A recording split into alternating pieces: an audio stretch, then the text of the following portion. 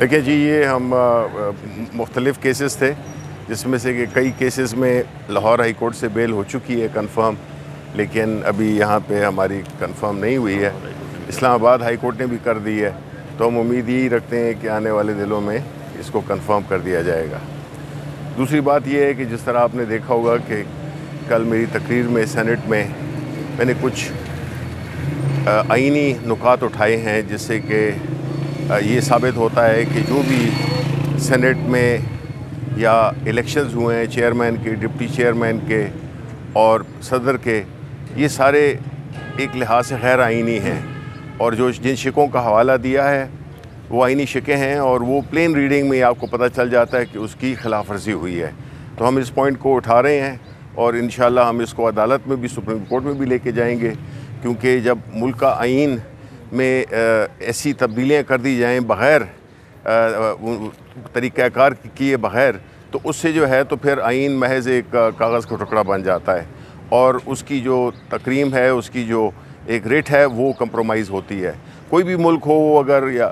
اپنے آئین کے مطابق نہ چلے تو وہ ایک بڑا سنگین جرم ہے، اور یہ ایک سوشل کانٹریکٹ ہے جو پاکستان کے عوام میں اور ریاست میں ہوتا ہے۔ تو ہم سمجھتے ہیں کہ جو بھی چیزیں ہو رہی ہیں وہ ماورائے آئین ہو رہی ہیں، اور جو لیجسلیشنز ہوئی ہیں وہ بھی یہی، اس کا تقاضا یہی ہے کہ وہ غیر آئینی ہیں۔ تو اس لیے ہم اس کو سپریم کورٹ میں لے جائیں گے، اور ہم امید کرتے ہیں کہ جو آئین کی جو وائلیشنز ہوئی ہیں اس کو ریسٹور کر دیا جائے گا۔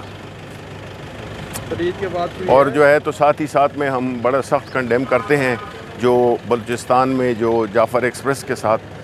جو دہشت گردی ہوئی ہے۔ تو ہم سمجھتے ہیں کہ اس وقت پورا ملک جو ہے، خیبر پختونخوا ہو، بلوچستان ہو، وہ جو ہے تو دہشت گردی کی لپیٹ میں ہے، اور اس وقت جو ہے تو ہمیں یہ ہم یہ ڈیمانڈ بھی کرتے ہیں کہ ہم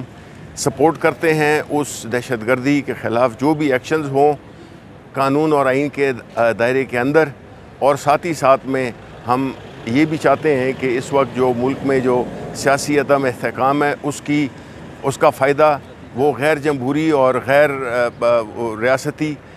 وہ ادارے گروپس کر رہے ہیں، اور یہ تبھی ہوگا جب ایک سیاسی استحکام ہوگا ملک میں۔ ملک کا جو سب سے پاپولر لیڈر ہے عمران خان، جو کہ ان سارے مسائل کو حل کر سکتا ہے، کیونکہ اس کی جو وہ ہے جو پاپولیرٹی ہے وہ اس پورے ملک میں ہے، اور وہ ایک واحد جماعت ہے جو کہ پورے صوبوں پہ مشتمل ہے، وہ ایک کوئی علاقائی جماعت نہیں ہے۔ تو اس لیے خان صاحب کو فوری رہا کیا جائے، اور اس ملک کے جو مسائل ہیں، جس میں کہ خاص طور پہ دہشت گردی ہے یا معاشی عدم استحکام ہے، اس کو جو ہے تو بہتر کیا جا سکے، ورنہ جو ہے تو کوئی مستقبل ہمیں کوئی اچھا نظر نہیں آ رہا۔ سر، پی ٹی آئی کے اندرونی اختلافات اب تو کھل کے سامنے آنے لگ پڑے ہیں۔ دیکھیں، ملک کی سب سے بڑی سیاسی جماعت ہو، قیدی اس کا قید میں کر دیا گیا، اس کا لیڈرشپ قید میں ہو، تو اتنی بڑی جماعت میں تو اوپر اونچ نیچ ہوتی رہتی ہے، کوئی نہیں ہے۔ دیکھیں، خان صاحب پہ سب کا اتفاق ہے، شبلی فراز، بخاری صاحب یا اور کوئی بھی لیڈر ہو، اس کی کوئی حیثیت نہیں ہے سیاسی طور پر۔ اگر آپ نے اس اختلاف کو اگر آپ نے ہوا دینی ہے تو آپ دیتے رہیں، لیکن فیکٹ یہ ہے کہ اس وقت پارٹی میں ایک ہی گروپ ہے، اور وہ ہے عمران خان گروپ۔